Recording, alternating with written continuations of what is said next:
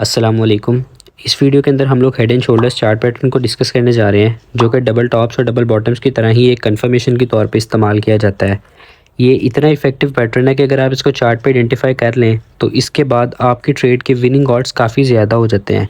अगर मैं ये कहूँ कि डबल टॉप्स और डबल बॉटम से भी ज़्यादा इफेक्टिव पैटर्न है तो ये गलत नहीं होगा, लेकिन ज़्यादातर लोग इसको ट्रेड करना ही नहीं जानते और ना ही इसके रूल्स से वाकिफ़ हैं। इस वीडियो में आपको ये भी बताऊंगा कि आपने एक वैलिड और इनवैलिड हेड एंड शोल्डर्स को किस तरह से फाइंड करना है और कौन से रूल्स हैं जिनको अगर आप फॉलो करें तो मैक्सिमम प्रॉफिट निकाल सकते हैं। स्टार्ट करते हैं अपनी वीडियो को, लेकिन उससे पहले अगर आपको लगे कि इस वीडियो ने कोई वैल्यू एडिशन की है आपकी ट्रेडिंग जर्नी में, तो चैनल को ज़रूर सब्सक्राइब कर लें और इस वीडियो को लाइक करके अपने दोस्तों के साथ शेयर कर दें ताकि वो भी ज़्यादा से ज़्यादा प्रॉफिट बना सकें। तो स्टार्ट करते हैं अपनी वीडियो को। सबसे पहले तो ये देख लेते हैं कि हेड एंड शोल्डर्स होता क्या है। अब मार्केट जब एक ट्रेंड में मूव कर रही होती है तो एक सर्टेन पॉइंट पर जाकर ट्रेंड एग्जॉस्ट हो जाता है और हमें इस तरह का कोई स्ट्रक्चर दे देता है जो ह्यूमन हेड एंड शोल्डर से रिजेंबल करता है। इसको हम हेड एंड शोल्डर्स कहते हैं। इसके बाद मार्केट क्रैश करती है, यानी कि नीचे आ जाती है। आपने देखा ये हमें ट्रेंड रिवर्सल के बारे में बताता है। सिमिलरली अगर मार्केट नीचे जा रही है तो एक सर्टेन पॉइंट के ऊपर जाके मार्केट आपको इस तरह का ही एक स्ट्रक्चर दे देती है, लेकिन क्योंकि ये इन्वर्स होता है, इसका मतलब इससे उल्टा नज़र आता है, तो इसकी वजह से इसको हम इन्वर्स हेड एंड शोल्डर्स कहते हैं और ये हमें सेलिंग ट्रेंड के अंदर बाइंग की अपॉर्चुनिटी देता है। अगर आप मेरे व्हाट्सएप ग्रुप के अंदर ऐड हैं और आपने प्रीवियस वीडियोस को देखा है तो आपको पता होगा कि मैं हमेशा से ये बात कहता हूँ कि आपने इनको उस लेवल पे फाइंड करना है जो कोई एक सिग्निफिकेंट लेवल है, जैसे सपोर्ट या रेजिस्टेंस वगैरह। तो इनके कुछ रूल्स हैं, अब उन रूल्स को देख लेते हैं। अगर आपने ग्रुप नहीं ज्वाइन किया तो आप नीचे लिंक से ज्वाइन कर सकते हैं। मेरे पास दो फिगर्स हैं, एक हेड एंड शोल्डर्स का है और एक इन्वर्स हेड एंड शोल्डर्स का है।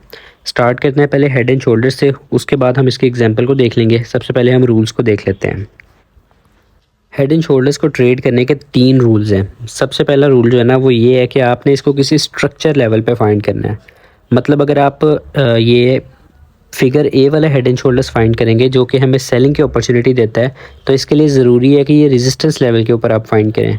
अगर ये आपको in the middle of nowhere मिल रहा है तो हो सकता है कि ये इफेक्टिव हो और काम कर जाए, लेकिन इसके विनिंग ऑड्स अगर आपको इस सपोर्ट या रेजिस्टेंस लेवल पे मिल जाए तो काफ़ी ज़्यादा हो जाते हैं, ऑलमोस्ट 80 to 90% तक हो जाते हैं। बाकी 100% तो कुछ भी नहीं होता, हमने ज़्यूम ही करना होता है सब कुछ। अच्छा, इसका रूल नंबर 1 जो है ना वो तो मैंने आपको बता दिया कि आपने इसको स्ट्रक्चर लेवल पे फाइंड करना है। रूल नंबर 2 ये है कि जो हमारे पास लेफ़्ट शोल्डर है ना, मैं एक मिनट इसको मार्क करता हूँ और आपको इनके नाम बता देता हूँ। ये हमारे पास लेफ़्ट शोल्डर है जो पहले बनता है, ये हमारे पास हेड है और उसके बाद ये राइट शोल्डर है जो बाद में बनता है। तो ओवरऑल ये एक ह्यूमन स्ट्रक्चर बन जाता है, इस वजह से हम इसको हेड एंड शोल्डर्स कहते हैं। उसके अलावा यहाँ पे एक और लाइन भी होती है, काफ़ी सिग्निफिकेंट होती है और काफ़ी ज़्यादा इंपॉर्टेंट होती है। वो लाइन होती है ये वाली। मैं यहाँ पे एक मिनट लाइन ड्रॉ करता हूँ। इसको हम कहते हैं नेक लाइन। ये जो आपको रेड नज़र आ रही है इसको हम नेक लाइन कहते हैं। मैं इसका कलर येलो कर देता हूँ ताकि क्लियरली विजिबल हो जाए। और जैसे ही ये नेक लाइन ब्रेक होती है हम उस वक्त ट्रेड लेते हैं। अभी के लिए आप सिर्फ इसका नाम याद करें, बाकी हम इसके फंक्शंस को आगे जाकर डिस्कस करते हैं। अब यहाँ पे जो इसका रूल नंबर 1 है ना वो आपको बता दिया। रूल नंबर 2 ये है कि जो हमारे पास हेड है ना, इसकी हाईएस्ट बॉडी, मैं इसकी हाईएस्ट बॉडी को मार्क करता हूँ। मैं उम्मीद करता हूँ कि आपको मेरी बातें समझ आ रही होंगी। इसकी हाईएस्ट बॉडी को आपने मार्क कर लेना है। मैंने मार्क कर लिया, बाकी चीज़ों को मैं डिलीट कर देता हूँ। इस हाईएस्ट बॉडी को मार्क करने के बाद आपने इस चीज़ का ध्यान रखना है कि लेफ़्ट या राइट शोल्डर, इन दोनों में से किसी की भी विक इस लाइन को टच नहीं करनी चाहिए। ये देखें, ये जो रेड कलर की विक है, इन केस अगर ये इसको टच कर देती या इस तक पहुंच जाती तो हमारा हेड एंड शोल्डर्स इनवैलिड हो जाना था। लेकिन यहाँ पे इस केस में मैंने इसको थोड़ा सा नीचे रखा हुआ है, ये इस लाइन को टच नहीं कर सकी, जिसकी वजह से हमारा हेड एंड शोल्डर्स वैलिड है। ये 2 रूल हो गए। मैं उम्मीद करता हूँ आपको इसकी समझ आ रही होगी। इसके बाद हम इन्वर्स हेड एंड शोल्डर्स के रूल भी देख लेंगे ताकि आपको ये रिवाइज हो जाए। रूल नंबर 3, अब आपने क्या करना है, जो लेफ़्ट शोल्डर है इसकी हाईएस्ट बॉडी को मार्क कर लेना है। ये है वो, मैंने इसको मार्क कर लिया है। अब इसके बाद आपने इस चीज़ का ध्यान रखना है कि जो राइट शोल्डर है, यानी कि जो बाद में बनता है, वो एटलीस्ट इस लाइन तक तो आना चाहिए। मतलब सम केसेस में इस तरह होता है, मैं यहाँ पे इस ड्राइंग को तो डिस्टर्ब नहीं करूँगा, मैं आपको वैसे बता देता हूँ। सम केसेस में इस तरह होता है कि मार्केट यहाँ से पंप करने के बाद इस लाइन तक नहीं पहुँचती और पहले ही नीचे क्रैश कर जाती है। और ये हमारे पास एक वैलिड हेड एंड शोल्डर्स नहीं होगा मेरी नज़र में, क्योंकि मैंने आपको बताया ये कंडीशन नेसेसरी है कि मार्केट एटलीस्ट इस लाइन को ज़रूर टच करे जो हमने यहाँ पे लगाई है वाइट कलर की। और ये लाइन किस चीज़ को रिप्रेजेंट कर रही है, highest body of left shoulder. तो इसको अगर ये टच कर देती है, अगर यहाँ पे कोई विक भी आ जाती है तब भी एक्सेप्टेबल है।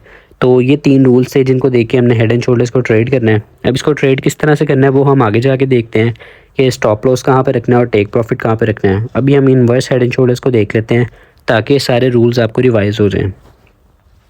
इसको हम इनवर्स हेड एंड शोल्डर्स कहते हैं और इसके रूल्स भी हेड एंड शोल्डर्स की तरह सेम ही है। बस मैं इनको एक दफ़ा दोहरा देता हूँ ताकि आपको ये रिवाइज हो जाए और आपको समझ आ जाए।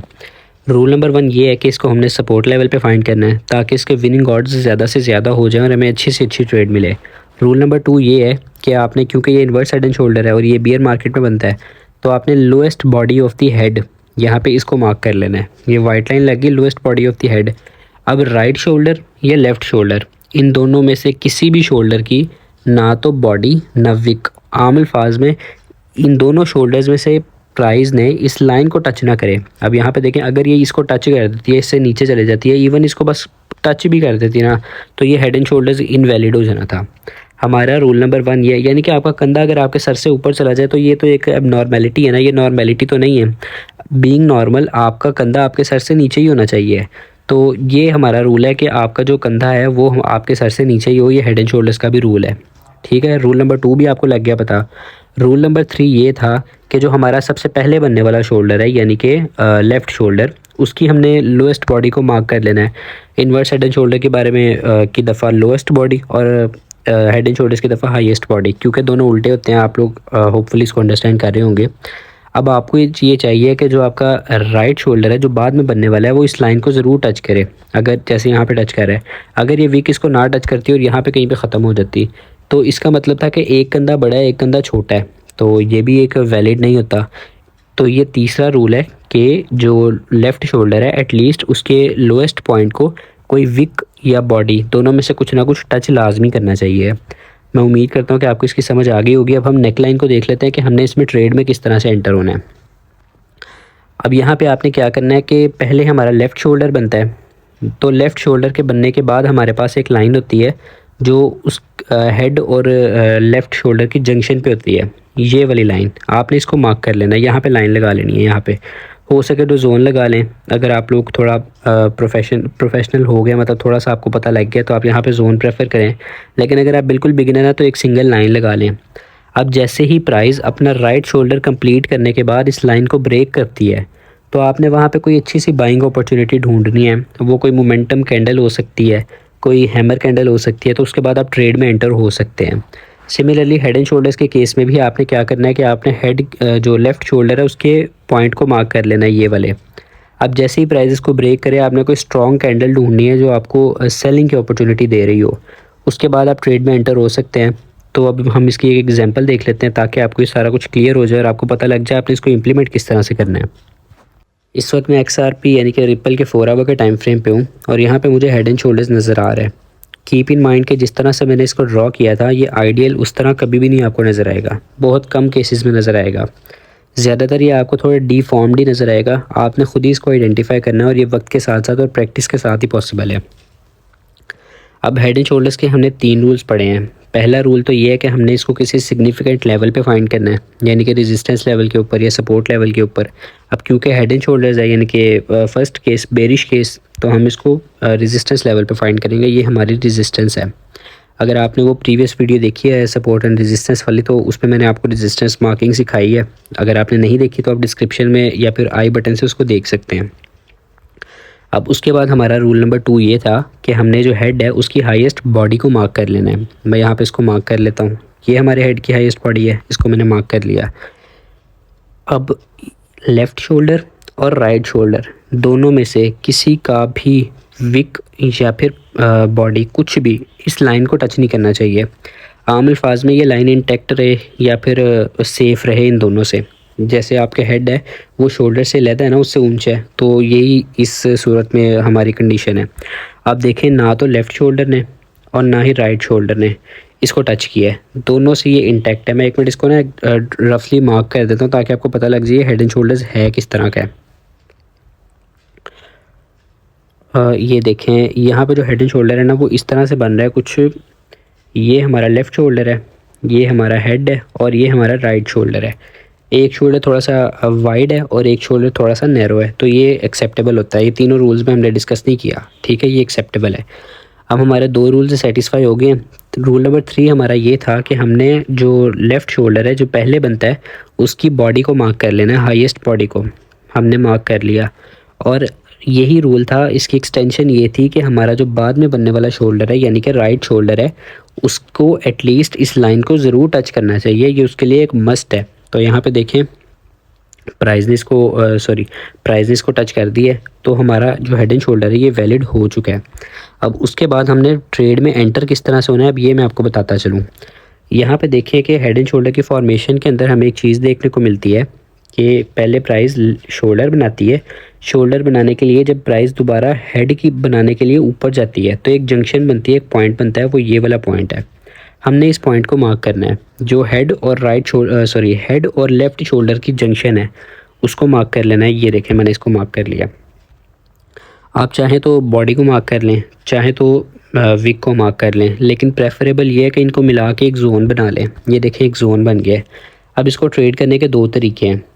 पहला तरीका तो ये है कि अगर आपको इस जोन को कोई कैंडल ब्रेक करे ना, जैसे यहाँ पे इस बड़ी सी रेड कैंडल इस जोन को ब्रेक किया है, तो इसके बाद आपको ये कंफर्मेशन मिल जाती है कि हेड एंड शोल्डर ने अपना रोल प्ले करना शुरू कर दिया है। तो उसके बाद आप ट्रेड में इमीडिएट एंटर हो सकते हैं, मतलब आप यहाँ से एंटर हो गए ट्रेड के अंदर। और स्टॉप लॉस जो है ना आपने, अगर तो आप इसको एज अ कंफर्मेशन यूज़ करें, जैसा कि मैं अक्सर अपनी ट्रेड्स में बताता हूँ। ऐसी सूरत में आपने जो स्टॉप लॉस है अपना उस कैंडल के ऊपर रखना है, मतलब अगर आप इसे लोअर टाइम फ्रेम पे फाइंड करते हैं, वरना रूल ये है कि आप इसको लेफ़्ट शोल्डर के ऊपर रख सकते हैं, मतलब यहाँ पे। और इसका टारगेट देखिए कि अभी तक प्राइस नीचे ही क्रैश करती जा रही है, यहाँ तक इतना ज़्यादा प्राइस ने आपको प्रॉफिट दे दिया है, ठीक है। तो ये इतना इफेक्टिव पैटर्न है। बहरहाल दूसरा तरीका इसको ट्रेड करने का ये है कि जब प्राइस इसको ब्रेक कर दे, ब्रेक करने के बाद घूम घाम के प्राइस दोबारा ऊपर आए इसको रीटेस्ट करने के लिए। यहाँ पे आप देख सकते हैं एक शूटिंग स्टार कैंडल ने इसको रीटेस्ट किया है। मैं एक बार जूम करके दिखाता हूँ आपको, सॉरी। ये देखें एक शूटिंग स्टार कैंडल ने इसको रीटेस्ट किया है और ऊपर से एक काफ़ी बड़ी विक रिजेक्शन मिली है। तो ये भी इस बात को टेस्टिफाई कर रहा है कि हेड एंड शोल्डर से अपना रोल प्ले कर दिया और हमारे लिए ये एक सिग्निफिकेंट लेवल बन गया।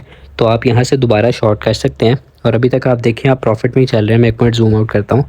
आप देखें यहाँ से प्राइस ने कितना ज़्यादा क्रैश किया है, अभी तक आप प्रॉफिट में चल रहे हैं, आपका स्टॉप लॉस अभी तक नहीं हिट हुआ। तो इस तरह से हम लोग हेड एंड शोल्डर्स को ट्रेड करते हैं। और अगर आप लोग मेरे बताए हुए तरीक़ों के मुताबिक ट्रेड करें तो मैं उम्मीद करता हूँ कि आपको कभी भी इसके अंदर लॉस नहीं होगा, मतलब मैक्सिमम 90% ऑफ टाइम्स आपको इसमें लॉस नहीं होगा। ये इतना इफेक्टिव चार्ट पैटर्न है। उम्मीद करता हूँ कि आपको इसकी समझ आ गई होगी। मिलते हैं फिर किसी नेक्स्ट वीडियो में नए कॉन्सेप्ट के साथ, तब तक के लिए अल्लाह हाफ़िज़।